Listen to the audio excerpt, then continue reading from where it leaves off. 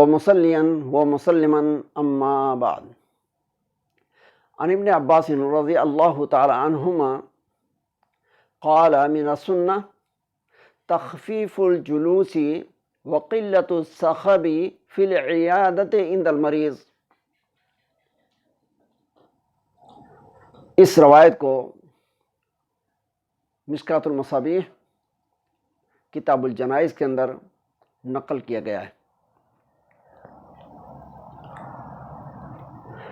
معزز سامعین،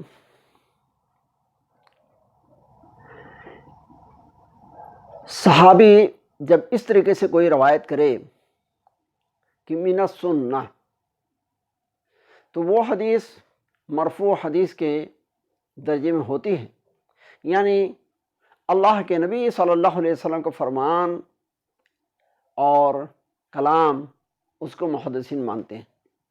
یہاں پر عبداللہ بن عباس رضی اللہ تعالیٰ عنہ نے اللہ کے نبی صلی اللہ علیہ وسلم کی حدیث کو اسی جملے اور انہی الفاظ سے روایت کیا ہے، جو اس بات کا ثبوت ہے کہ اللہ کے نبی صلی اللہ علیہ وسلم کا فرمان اور ارشاد ہے۔ حدیث کیا ہے؟ وہ بیان کرتے ہیں من السنہ، کہ اللہ کے نبی صلی اللہ علیہ وسلم کی سنتوں میں سے یہ چیز بھی ہے تخفیف الجلوس وقلت الصخب فی العیادہ عند المریض، کہ آدمی جب مریض کی عیادت کے لیے جائے، تیمارداری کے لیے جائے، مزاج پرسی کے لیے جائے، تو اس کے پاس تھوڑے وقت بیٹھے، بہت لمبا ٹائم لے کر کے نہ بیٹھے، اور تھوڑی گفتگو کرے۔ غرض کہ اللہ کے نبی صلی اللہ علیہ وسلم نے اس حدیث کے اندر ہمیں اور آپ کو یہ تعلیم دی ہے کہ عیادت کس طرح سے ہونی چاہیے، بیمار اور مریض کے عیادت کرنے کے آداب کیا ہیں، اور اس میں خاص طور پر دو چیز ہمارے سامنے رکھی گئی ہے۔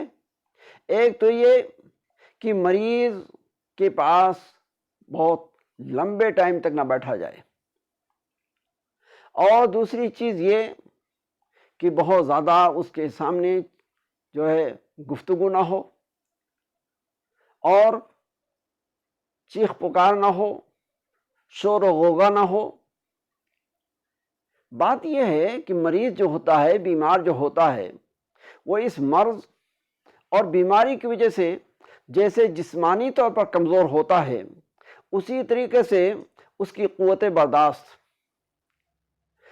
صبر کی صلاحیت یہ بھی کمزور پڑ جاتی ہے۔ حلم و بردباری کا جو وصف ہے وہ کافی کم ہو جاتا ہے۔ تو اللہ کے نبی صلی اللہ علیہ وسلم نے مریض کی اس سلسلے میں رعایت کرنے اور رکھنے کا ہمیں اور آپ کو حکم دیا ہے۔ لہذا ہمیں جب مریض کی عیادت کے لیے جانا ہو تو اللہ کے نبی صلی اللہ علیہ وسلم کی ان ہدایات کو سامنے رکھنا چاہیے، تاکہ ہمیں سنت کا پورا پورا ثواب ملے، اور جس آدمی کی ہمدردی اور خیرخواہی میں ہم اس کے پاس جاتے ہیں، حقیقت میں اس کے ساتھ ہم خیرخواہ ثابت ہوں اور ہماری خیرخواہی شمار ہو۔ حضرات گرامی، یہ ایک ایسی چیز ہے کہ یہ مشاہدے میں بھی آئی ہے، اور ایکسپیرینس اور تجربہ بھی اس کو بتاتا ہے کہ اگر کوئی شخص مریض کے پاس زیادہ دیر بیٹھتا ہے تو یہ مریض کے لیے خوشی کے بجائے ناخوشی، آرام کے بجائے تکلیف کا باعث ہوتا ہے۔ ہمیں اس موقع پہ تو ایک واقعہ یاد آ رہا ہے۔ ایک خدا رسیدہ بزرگ صوفی منس سری سقطی رحمۃ اللہ علیہ گزرے ہیں۔ ایک مرتبہ وہ بیمار ہوئے، ان کے پیٹ میں درد ہوا، اور چونکہ کافی مشہور معروف آدمی تھے، اس لیے چند لوگ ایک ساتھ ان کے عیادت کے لیے تشریف لے جاتے ہیں اور ان کے پاس بیٹھتے ہیں، محبت کہیے یا اکرام کہیے، کچھ زیادہ ٹائم وہاں لے لیتے ہیں، کچھ زیادہ دیر تک وہاں بیٹھے رہتے ہیں۔ اس کے بعد سر سقطی رحمۃ اللہ علیہ سے کہتے ہیں کہ حضرت اب اجازت دیں، ہم چل رہے ہیں اور دعاؤں میں یاد رکھنا۔ جب یہ اس طرح سے کہہ کر وہاں سے اٹھتے ہیں، سر سقطی رحمۃ اللہ علیہ ان کو دعا دیتے ہیں کہ اللہ تمہیں عیادت کے کرنے کی توفیق عطا فرمائے، اللہ تمہیں عیادت کا طریقہ سکھلا دے۔ اس سے آپ نے اندازہ لگایا ہوگا کہ ایک مریض کے پاس زیادہ دیر تک بیٹھنے کا اس کے ذہن و دماغ پر کیا اثر پڑتا ہے اور وہ کتنا اس سے تکلیف محسوس کرتا ہے۔ ایک دوسرا اسی طرح کا واقعہ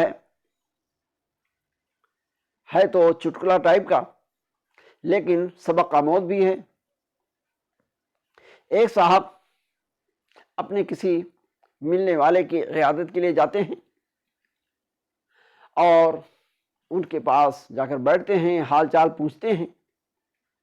کچھ دیر جب بات چیت جاری رہتی ہے تو جو بیمار شخص ہے وہ اس آنے والے شخص سے کہتا ہے کہ آج جو لوگ میری عیادت کو آئے ان سے ہمیں بڑی تکلیف پہنچی۔ یہ محبت میں کہتے ہیں کہ اچھا میں اٹھ کر کے دروازہ بند کر دیتا ہوں، ڈوا بند کر دیتا ہوں۔ وہ کہتے ہیں ہاں، لیکن باہر سے بند کرنا، دروازہ بند کرنا تو باہر سے بند کرنا۔ آپ اس سے سمجھ سکتے ہیں کہ ان کا مقصد کیا تھا۔ تو بہرحال یہ ایک حقیقت ہے، اور اللہ کے نبی صلی اللہ علیہ وسلم کا فرمان بھی ہم نے سنا کہ اللہ کے نبی صلی اللہ علیہ وسلم نے فرمایا کہ جب مریض کی عیادت کے لیے جاؤ تو وہاں زیادہ دیر نہ بیٹھو، زیادہ لمبی گفتگو نہ کرو۔ حضرات گرامی، اس کا ہمیں اہتمام کرنا چاہیے۔ ہاں، اگر آدمی ذاتی طور پر آپ سے زیادہ تعلق رکھتا ہے، اس کو ذاتی آپ سے دلچسپی ہے، وہ چاہتا ہے تو آپ بیٹھ سکتے ہیں، لیکن ہماری عمومی عادت یہ ہونی چاہیے کہ مریض کے پاس تھوڑا وقت دیں، تھوڑی بات کریں، ضرورت کی بات کر کے وہاں سے واپس آ جائیں۔ کوئی ایسی بات نہ کریں جس سے اس کو ناگواری ہو۔ اسی طرح سے اس کے پاس چیخ چلا کر بات کرنا، ڈسکشن اور بحث و مباحثے میں لگنا یا اس کے مزاج کے خلاف گفتگو کرنا، یہ ایسی چیزیں ہیں جس کو شریعت جائز نہیں قرار دیتی ہے۔ ہم اللہ تبارک و تعالیٰ سے دعا کرتے ہیں کہ پروردگار عالم ہمیں کتاب و سنت کے دائرے میں جیسے ہر عمل و عبادت انجام دینے کی توفیق عطا فرمائے، اسی طریقے سے مریض کی تیمارداری ہے، مریض کی عیادت ہے، اس کو بھی سنت کے مطابق انجام دینے کی توفیق عطا فرمائے، ہماری ہر چھوٹی بڑی عبادت کو درجہ قبولیت عطا فرمائے، اور زیادہ سے زیادہ نیکی اور نیک کام کرنے کی ہمیں توفیق عطا فرمائے، آمین۔ اقول قولی ھذا استغفر اللہ لی ولکم ولسائر المسلمین فاستغفروہ من کل ذنب انہ هو الغفور الرحیم۔ والسلام علیکم ورحمۃ اللہ وبرکاتہ۔